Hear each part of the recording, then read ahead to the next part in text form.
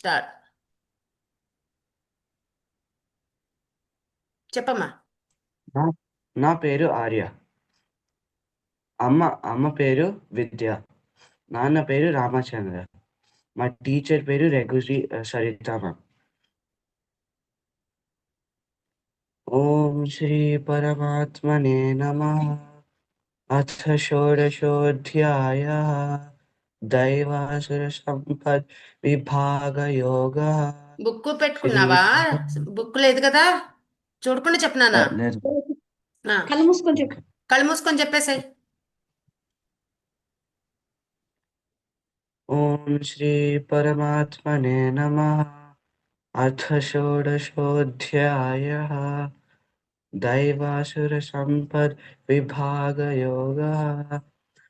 श्रीभगवानुवाच अभयं सत्त्वसंशुद्धिः ज्ञानायोगव्यवस्थितिः दानं दमश्च यज्ञश्च स्वाध्यायस्तप आर्जवम् अहिंसा सत्यमक्रोधः त्यागशान्तिरपैशुनम् दया भूतेष्वलो लुप्त्वम् मार्दवम् ह्रीरचापलम् तेजः क्षमा धृतिः शौचम् अद्रोहो नातिमानिता भवन्ति सम्पदं दैवीम् अभिजातस्य भारत दम्भो दर्पोऽभिमानश्च क्रोधः पारुष्यमेव च अज्ञानं चाभिजातस्य पार्था सम्पदमासुरीम् दैवी सम्पद्विमोक्षाय निबन्धाय सुरीमता मासु च सम्पदं दैवीम् अभिजातोऽसि पाण्डवा द्वौ भूतसर्गौ लोकेऽस्मिन् दैव आसुर एव च दैवो विस्तरशः प्रोक्तः आसुरं पार्थ मे शृणु प्रवृत्तिं च निवृत्तिं च जनाना विदुरासुराः न शौचं नापि चाचारः न सत्यं तेषु विद्यते असत्यमप्रतिष्ठन्ते जगदाहुरनीश्वरम् अपरस्परसम्भूतं किमन्यत् कामहैतुकम् एतं दृष्टिमवष्टभ्य नष्टात्मानोऽल्पबुद्धयः प्रभवन्त्युग्रकर्माणः क्षयाय जगतो हिताः काममाश्रित्य दुष्पूरम् दम्भमानमदान्विताः मोहाद् गृहीत्वा सद्ग्राहान् प्रवर्तन्ते शुचिव्रताः चिन्तामपरिमेयाञ्च प्रलयान्तामुपाश्रिताः कामोपभोगपरमाः एतावदिति निश्चिताः आशापाशशतैर्बद्धाः कामक्रोधपरायणाः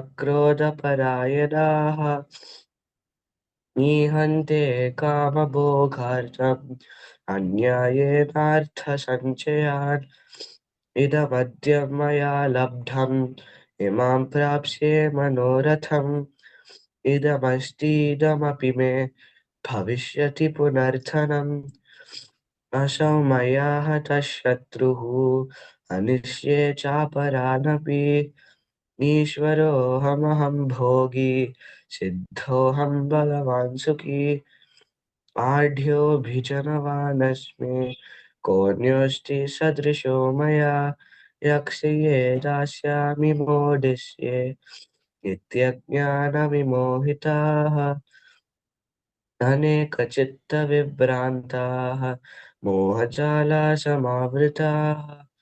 प्रसक्ताः कामभोगेषु पतन्ति नरकेषु च आत्मसम्भाविता स्तब्धाः धनमानमदान्विताः यजन्ते नाम यज्ञैस्ते दम्भेन विधिपूर्वकम् अहङ्कारं बलं दर्पं कामं क्रोधं च संश्रिताः मामात्मपरदेहेषु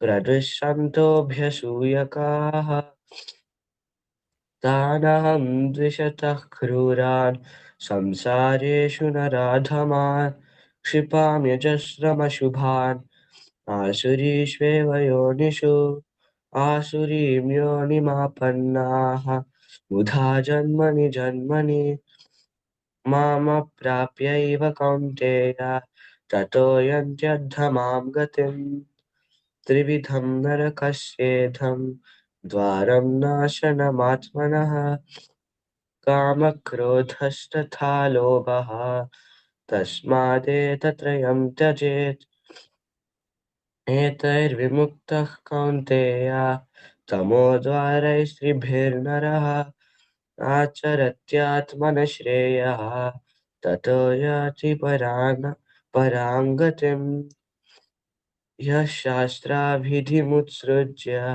वर्तते कामकारतः न स सिद्धिमवाप्नोति न सुखं न पराङ्गतिम् तस्माच्छास्त्रं प्रमाणं ते कार्यकार्यव्यवस्थितौ ज्ञात्वा शास्त्रविधानोक्तं कर्म कर्तुमिहार्हसि ॐ तत्सदिति श्रीमद्भगवद्गीतासु उपनिषत्सु ब्रह्मविद्यायां योगशास्त्रे श्रीकृष्णार्जुनसंवादे दैवासुरसम्पद्विभागयोगो नाम षोडशोऽध्यायः। Thank you. ఓకే నాన్న, బాగా చెప్పావు, బాగుంది. అక్కడక్కడ ఒక 2, 3 దీర్ఘాలు మిస్ అయినట్టు అనిపించింది, అదొకటి చూసుకోండి. ఓకేనండి.